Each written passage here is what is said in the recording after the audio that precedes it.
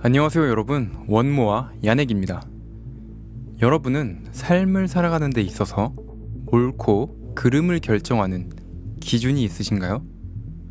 인지하고 있던지 그렇지 못하던지 사람들은 모두 저마다의 삶의 기준을 갖고 살아갑니다.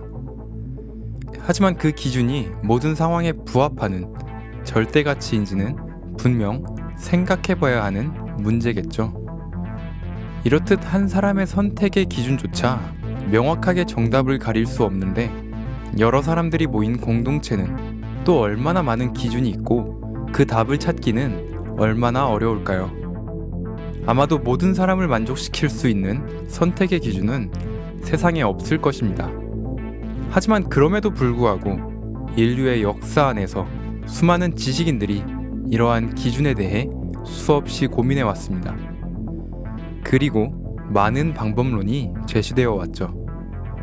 오늘은 그 중에서도 공리주의에 대해서 이야기해보고 싶습니다. 공리주의란 가치 판단의 기준을 공리성에 두는 사상입니다.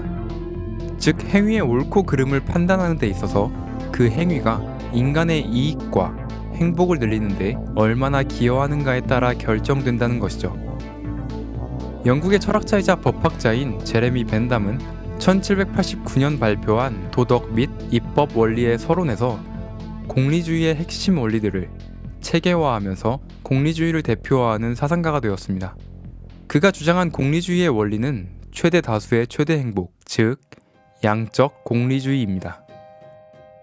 어떤 행위를 통해 소수를 희생해 다수가 행복할 수 있다면 소수의 불행이 있다고 하더라도 그 행위는 옳다는 것이죠. 그러나 벤담의 제자이자 친구 제임스 밀의 아들인 존 스튜어트 밀은 이러한 벤담의 양적 공리주의에 대해 반감을 갖고 새로운 원리를 제시합니다. 바로 질적 공리주의죠. 여기서 밀은 쾌락에 질적인 차이가 있다고 주장합니다. 소수를 희생시켜 얻는 다수의 행복은 인류애를 무시한 질이 낮은 행복이며 소수의 불행이 이보다 더 크기에 다수를 위해 소수를 희생시키는 것은 옳지 못하다는 것이죠. 두 주장 모두 명확해서 언뜻 보기에는 쉽게 정답을 내릴 수 있을 것 같기도 합니다. 아마 여러분 가운데서도 이미 마음이 가는 주장이 있을지도 모르죠. 하지만 구체적인 상황에 이를 대입해 보아도 우리는 다시 같은 답을 내릴 수 있을까요? 하나의 시선으로 하나의 작품을 다시 보는 시간, 원모아. 오늘은 공리주의를 통해 영화 킹덤, 아신전을 살펴보겠습니다.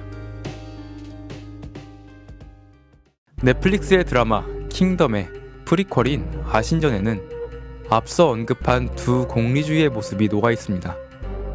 그리고 두 공리주의를 대표하는 벤덤과 밀처럼 두 인물이 있죠. 바로 시즌2에서 인상 깊은 활약을 하였던 민치록과 주인공 아신입니다.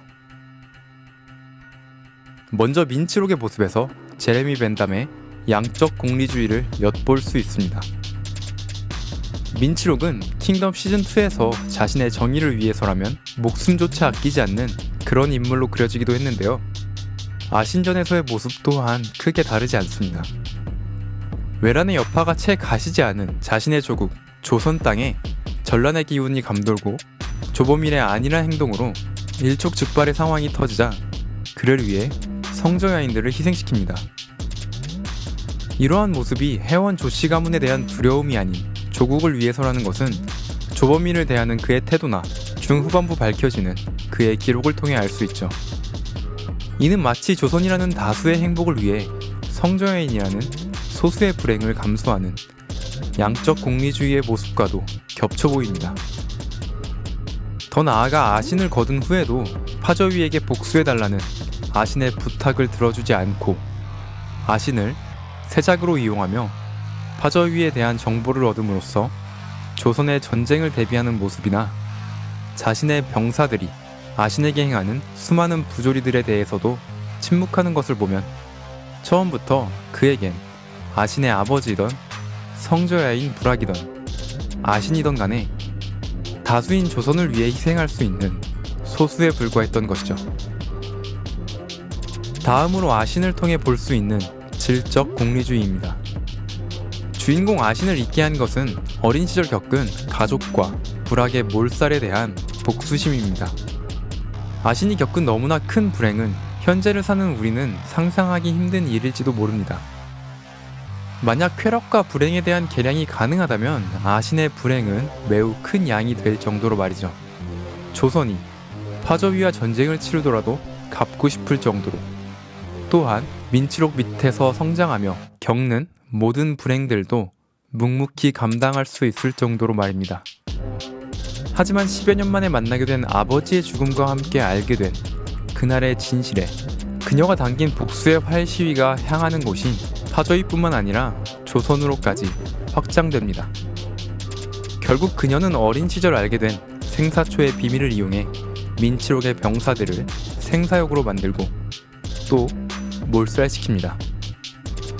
자신과 불악의 복수를 위해 전쟁을 부탁하는 모습이나 조선의 병사들을 몰살시키는 모습은 소수의 불행이 다수의 행복보다 질적으로 크다면 정의롭지 못하다는 질적 공리주의처럼 보이기도 합니다.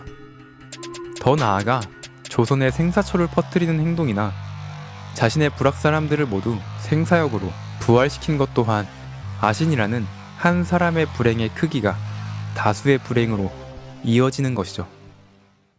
어떠신가요? 물론 이러한 이야기를 통해서도 더 마음이 가는 모습이 있을 것입니다. 하지만 개인적으로는 이 작품을 모두 보았을 때 두 모습에서 공감과 부조리를 모두 느꼈으며 무엇이 옳다고 쉽게 마음을 정하지 못했습니다. 하지만 자신의 주장만이 무조건 옳다 생각하며 판단을 멈추고 자신의 이익과 쾌락만을 쫓는 자세야말로 이성을 잃고 피와 인육만을 탐하는 생사역의 모습은 아닐까 하는 생각도 들게 하는 작품이었습니다. 오늘 영상은 여기까지입니다. 오늘 영상이 유익하셨다면 더 좋은 컨텐츠를 제작할 힘을 얻을 수 있도록 가시기 전에 구독과 좋아요 부탁드립니다. 그럼 안녕.